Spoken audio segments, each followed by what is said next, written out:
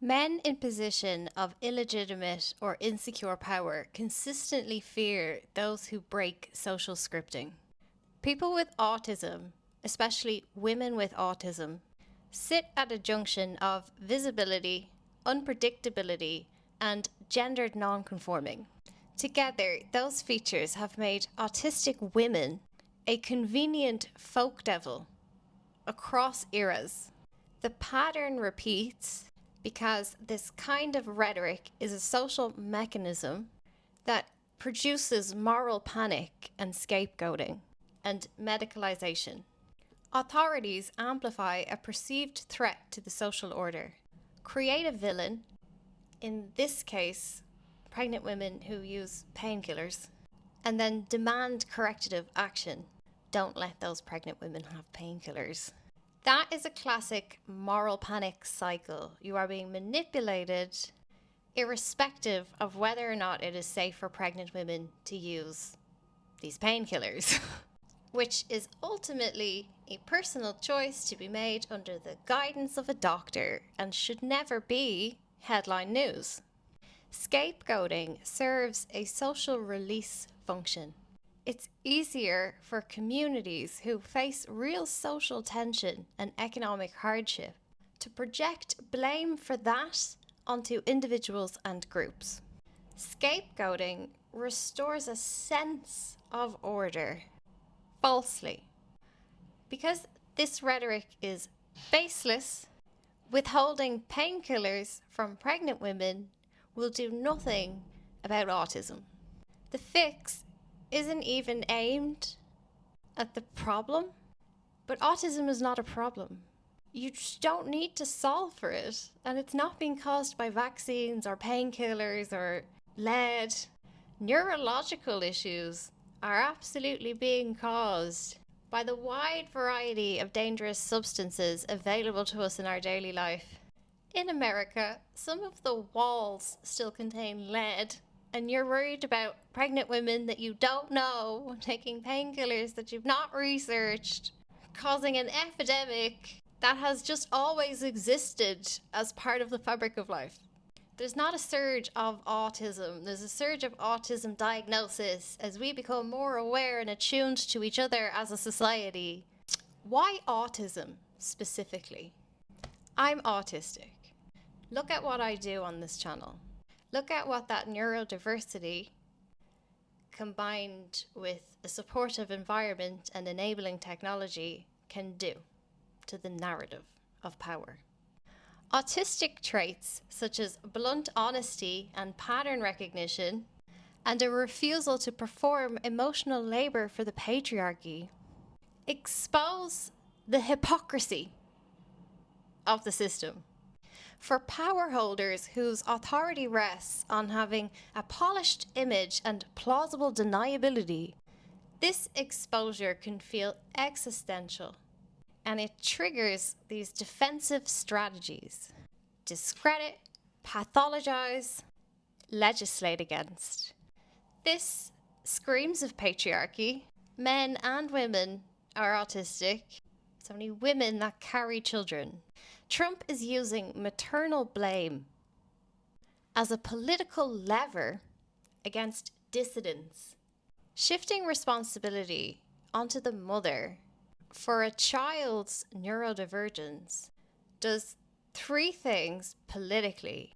It individualizes the problem. It's up to you to make sure that your child is not born autistic and that you are a failure as a parent if that does occur, which is raw ableist. Firstly, it redirects sympathy away from the need for a legitimate structural response, and it enforces gendered control. The refrigerator mother was a theory about autism that circulated in the mid-20th century. It leaned on largely outdated psychoanalytical models, arguing that autism comes from emotionally distant parenting. Mothers were blamed for their children's autism, and that caused stigma and shame and the institutionalization of these children. Many autistic adults can now recall their mothers being pushed into therapy, while actual autism supports such as education, communication change, community, and sensory understanding, have been sidelined in the research as well as in the duty of care. By the 70s, refrigerator mother theory was discredited, but the impact to those families was long lasting. Neurodiversity is not a mistake, it's adaptive. You want a subsection of people in your society that can see through the fog, spot structures and patterns that other people miss, say the unsayable. But when those trait clusters are embodied by a woman, it's even more destabilizing to fragile authority. Women, particularly in Western culture, are socially scripted to be soft, mask, manage your emotions. Sometimes autistic bluntness can puncture that perception, especially when pattern recognition exposes corruption. Refusal to play the game undermines the hierarchy that they have built on ritual deference. You see the dynamic repeated in history. Witch trials targeted autistic women because they carried forbidden knowledge or simply failed to conform. Hysteria diagnosis and institutionalization in Victorian Britain silenced and removed any woman who broke patriarchal scripting. Propaganda about an autism epidemic and miracle cures and pregnancy blame have the same function as witch trials did. Neutralize the people who make power feel seen. Trump's propaganda team needs attention cycles in the run-up to the 2026 midterms. And a health panic like that is reliable fodder for him. When an administration rolls out controversial economic or military moves, they will often launch an emotional social issue in parallel. The goal of these headlines is not to just upset autistic people, or women, or both. It's to divide the media bandwidth. I've now spent 7.5 minutes explaining this to you instead of investigating what those controversial economic moves might be. So before I finish this video, I'm going to read for you some of the non-autism related US policy moves over the last couple of weeks. Trump met Putin in Alaska. He's trying to play both sides of that conflict. He didn't push Putin on behalf of Ukraine, but he did promise Europe security. Hostility towards the American intervention in Gaza is amping up. Disclosure of their planned Trump Hotel and Elon's manufacturing zone, plus the deepfake videos, have caused pushback. He's expanding his travel ban, threatening to add 36 countries, all of them on the continent of Africa. This is causing huge controversy around family separation, blocked doctors, Americans abroad, and their own immigration advisory policies. His September executive orders modified reciprocal tariffs, further shielding US strategic mineral operators and pharmaceutical companies. There are now new tariffs on aluminium, resin, and silicon.